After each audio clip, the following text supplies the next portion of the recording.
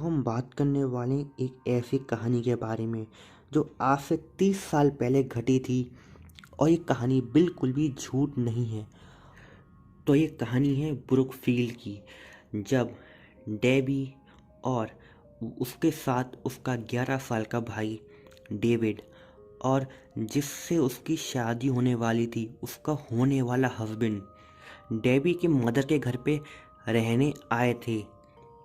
शुरू में सब कुछ अच्छा रहा, सब खुश थे, लेकिन एक रात से जो डेविड था, डेबी का भाई, उसको कुछ अजीब सा होने लगा।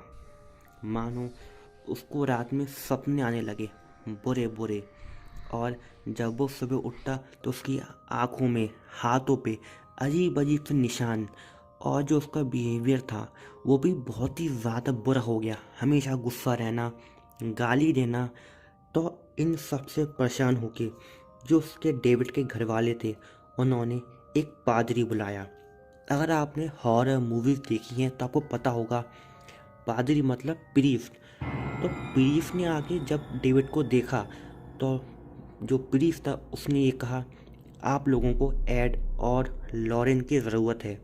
तो अगर आपने कॉन्जरिंग 1-2 देखी है तो आपको पता होगा कि जो एड और लॉरेन है वो असली के लोग हैं, वो एक पैरानॉर्मल इन्वेस्टिगेटर हैं। तो जो प्रीस्ट था उसने वो ही कहा कि आप लोगों को उन दोनों की ज़रूरत है। तो उसके बाद जो एड और लॉरेन है वो आए और उन्होंने डेविड को देखा, डेविड को अच्छे से देखा और उसका इलाज करा। और फिर ये पता चला कि डेविड के ऊपर 43 डीमंस ने हमला कर दिया है। जी हाँ, 43 डीमंस ने। फिर उसके बाद डेविड का लगातार दिनों तक एग्जॉर्सिज्म चला, और उसके बाद भी 3-4 दिन एग्जॉर्सिज्म के बाद भी जो डीमंस हैं वो नहीं गए, और डेविड की हालत और भी बुरी होती गई। ऐसा लग रहा था कि डेविड अब नहीं बच पाएगा। तो एक तरफ डेविड का एग्जॉर्सिज्म चल रहा था और दूसरी तरफ जो डेबी थी और जॉनसन, उन दोनों ने सोचा कि हमें अब ये घर छोड़ देना चाहिए। और फिर डेबी और जॉनसन ने वो घर छोड़ दिया। इसके बाद उन दोनों ने एक किराए का घर लिया जहाँ पे जॉनसन छोटा मोटा काम करने लगा। लेकिन एक दिन डेबी ने देखा कि जो जॉनसन है वो भी कुछ अजीब सी हरकतें करने लगा है, कुछ वैसी हरकतें जैसे कि जो डेविड कर रहा था। रात में उठना, सपने आना, अजीब अजीब से निशान होना जब वो सुबह उठे। तो डेबी को भी शक हुआ, लेकिन जब उसका शक हुआ तो बहुत देर हो चुकी थी, क्योंकि एक दिन बोनो जॉनसन का किराएदार, तब बोनो ने एक दिन जॉनसन और डेबी को एक पार्टी में बुलाया। लेकिन जॉनसन और डेबी तो गए, जॉनसन अपनी कज़िन मैरी को भी ले गया, जहाँ पे बोनो ने मैरी का हाथ पकड़ लिया और जॉनसन से कहा, मैं मैरी को नहीं छोड़ूंगा, तुम जाओ दोनों, जॉनसन और डेबी तुम दोनों जाओ, मैरी को मैं नहीं जाने दूंगा। वहीं पे जॉनसन को गुस्सा आ गया और उसके हाथ में चाकू था, और उसने बोनो को 4-5 बार चाकू मारा और उसको मार दिया।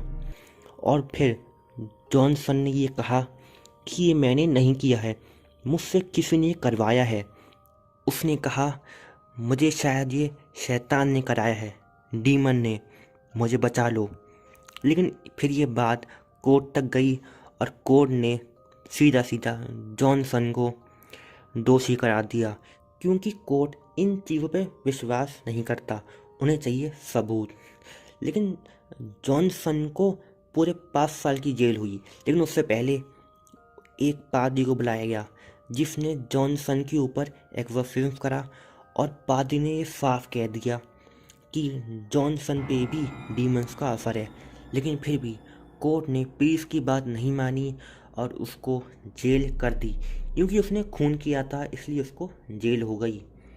तो जो कहानी शुरू हुई थी डेविड से, वो आकर ख़त्म हुई जॉनसन पे। आप इसको गूगल कर सकते हैं अगर आपको जानना है इसके बारे में और भी ज़्यादा। तो जो कॉन्जरिंग 3 आने वाली है अक्टूबर में, वो मूवी इसी पे बेस होने वाली है, जिसका नाम है the conjuring 3 the devil made me to do it. तो अगर आपको ये वीडियो अच्छी लगी तो लाइक करिए, शेयर करिए, मेरे चैनल को सब्सक्राइब करिए। मिलते हैं, गुड बाय।